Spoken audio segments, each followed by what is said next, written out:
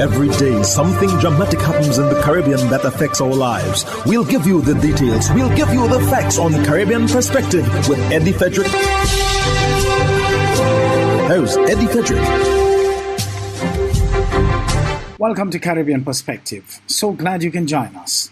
The story that takes the lead in today's edition for Friday, 19th January 2024, and brought to you in association with our friends at Antillean Group. St. Lucia's Prime Minister pledges more resources to the local police force as crime becomes a growing concern for citizens. Details after this important message. Believe in our strength, we'll stand by you. Protection from all, perils big and small. Reassurance we give, it's so clear to see. Peace of mind, that's our service guarantee. We look after all our family, yes we do at every opportunity. Antillean Group, underwriters of all classes of insurance solutions for your protection and investment. Live well financially.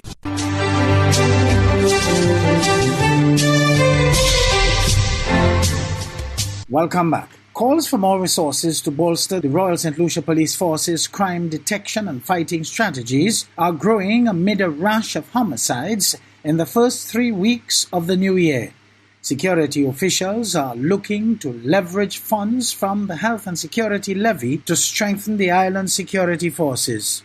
Solange Alfred of HTS News Force reports. Alarming. These are the sentiments expressed by Prime Minister Philip J. Pierre as St. Lucia witnesses an uptick in homicides. 4 murders have been committed in the first 3 weeks of 2024. Pierre, speaking to journalists during the weekly briefing room interviews ahead of the cabinet meeting, says he takes no solace in statistics that showed a decline in violence in the latter part of last year. No comfort. I take no comfort for that.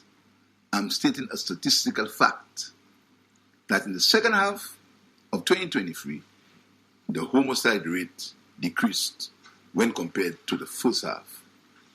The measures that we put in place, these measures are going to be strengthened this year.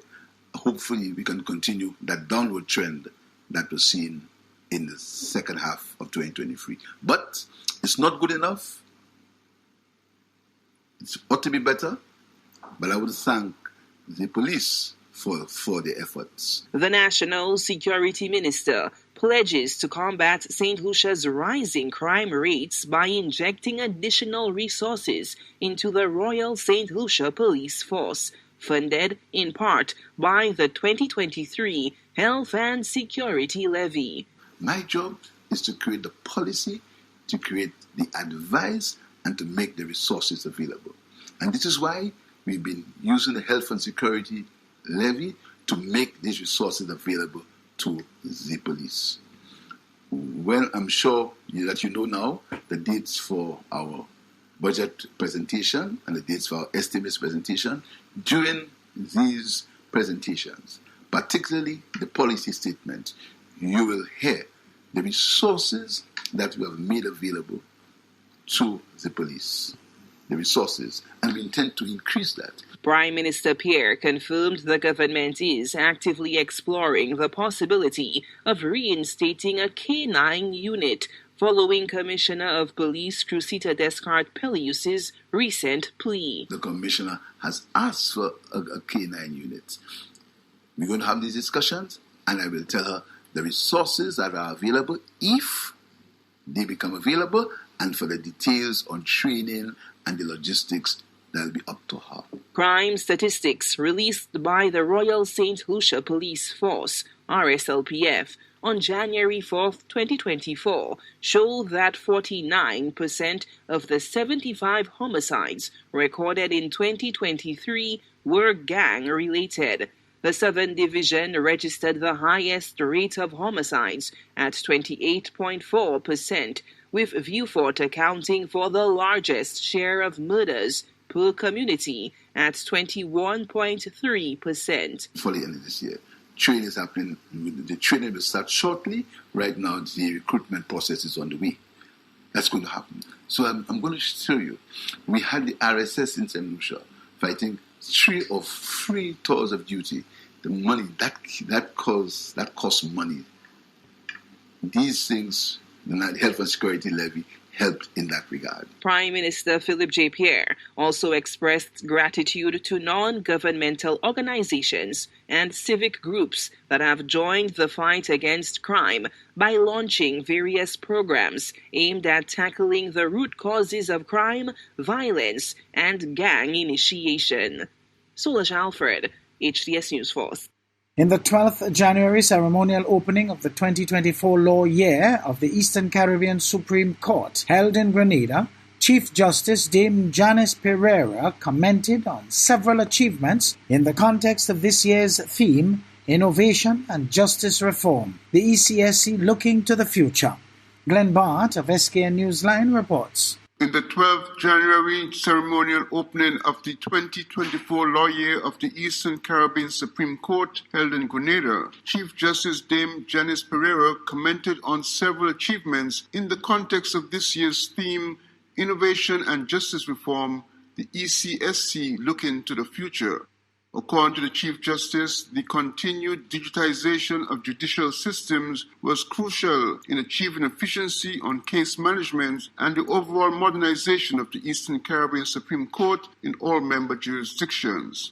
Chief Justice Pereira commented on the upcoming implementation of the Electronic Litigation Portal, or ELP, for criminal courts in Eastern Caribbean member states and territories. The first installation of the criminal module is on schedule to go live during the first quarter of this year, with a complete rollout across all member states and territories by the third quarter of this year. I should also inform you that the court has been actively engaged in sourcing and implementing electronic jury management software to complement this system. Registrars have been given a demonstration and their feedback has been positive. Such a system will reduce many of the tasks which are currently performed manually, reducing the subjectivity of the process which may creep in, while enhancing efficiency in the overall jury management process. I must at this juncture also say how elated I am by the launch of the PACE Justice Project by our European Union and UNDP donor partners, which will be assisting at least 4 of our states, namely Antigua and Barbuda, Dominica, St. Lucia, and St. Kitts and Nevis, in implementing various measures such as digitization and electronic interoperability among state institutions, aimed at criminal backlog reduction in our region. The court is poised to attract assistance from other donor agencies in the quest for digitization in all aspects of court operations across all member states and territories. The Chief Justice indicated that no court can operate effectively and efficiently in this era without using ICT tools in the delivery of justice. Glenn Bart reporting for SKN Newsline.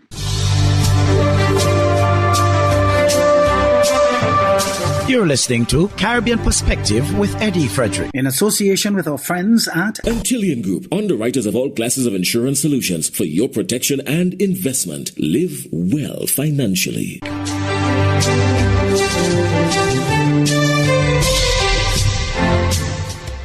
Mark Brantley, the Premier of the Nevis Island Administration, has urged Nevisians to be more flexible in job selection and to take advantage of opportunities. In the context of personal development and in the development of Nevis, Premier Brantley encouraged Nevisians to work hard, to be diligent, and to invest in their future, as opposed to developing the attitude of entitlement. Glenn Bart again of SKN Newsline has more. The Premier expressed such views when he hosted his first show of On the Mark for 2024. this notion of jobs being available, and you prefer to sit down because you say, you are not going to do this and you're not going to do that and you're not going to do the other. You're only going to do what you want to do. And if what you want to do does not become available for 2 years, then you sit down for 2 years. That doesn't make any sense. And whilst you're sitting down for those 2 years, we have brothers and sisters coming from around our region in particular who are saying, what? There's opportunity on this little island. Let's grab those opportunities.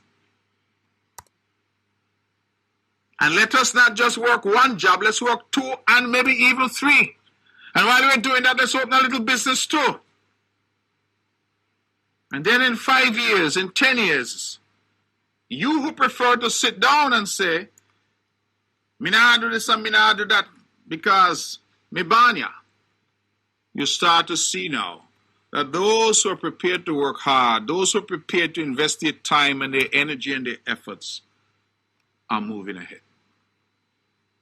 And then you hear the complaints now start to come. Oh, some people have come here and they're doing better than us. Premier Bradley continues to encourage both local and foreign investment on the island of Nevis and has been pushing for divisions to make use of scholarships that are available. Glenn Bart reporting for SK Newsline. Leader of the Bahamas' opposition, Michael Pintard, responds to the Prime Minister's national address on crime. Corville Pyfron of ZNS News has the opposition's response. Thanks, Colin. Meantime, the Free National Movement say they were underwhelmed by what they heard from the Prime Minister's address last evening. And today, the party's leader provided his review of Mr. Davis's plan. Here's Corville Pyfron. The Prime Minister's address lacked substance, was deeply disappointing, and much like the speech from the throne, it was a lot of retreaded ideas. That's according to Free National Movement leader Michael Pintard, while insisting he's not politicizing the issue of crime.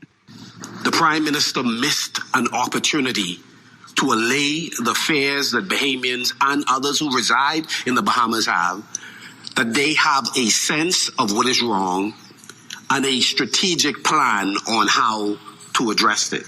The F&M leader doesn't think the Prime Minister demonstrated that he has an understanding of the crime epidemic in the country. He took particular aim at Mr. Davis's three-pronged approach to preventing and tackling crime and its root causes. The clear, hold, and build approach. Mr. Pintard charges the Davis administration simply found this idea online. And having failed to provide answers, his team sought to lift the most convenient set of strategies they could find online and cast it as something that they have been vigilantly working on for quite some time. He saved his most glaring attack, though, for the Prime Minister's notice that more intrusive policing methods were on the way. Pintard fears we could be headed down a slippery slope, and abuses to civil liberties, he claims, will undoubtedly happen. And we are deeply concerned that what the Prime Minister projects as going to be inconvenience may very well be an overreach into any number of people's lives. They are already doing it to many of us. So we don't expect very much from them. On the issue of reviewing and potentially amending the Bail Act, Pintard was less clear on his position and laid out few, if any, specifics for a plan of his own. However, he does think the government can do more to expedite cases before the courts. One thing the government can do is move to improve the pace at which trials take place. Despite his blistering assessment of the Prime Minister's address, Michael Pintard ironically believes we will see progress, and that's because he says the people are watching and the F&M intends to hold the government's feet to the fire. But we will challenge them at every turn where they are making poor decisions. For the Bahamas Tonight, I'm Corville Pyfron.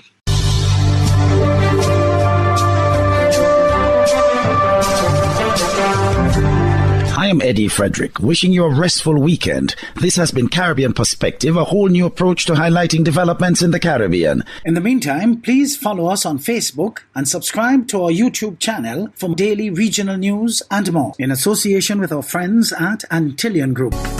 Believe in our strength, we'll stand by you. Protection from all perils, big and small. reassurance we give. It's so clear to see peace of mind, that's our service guarantee.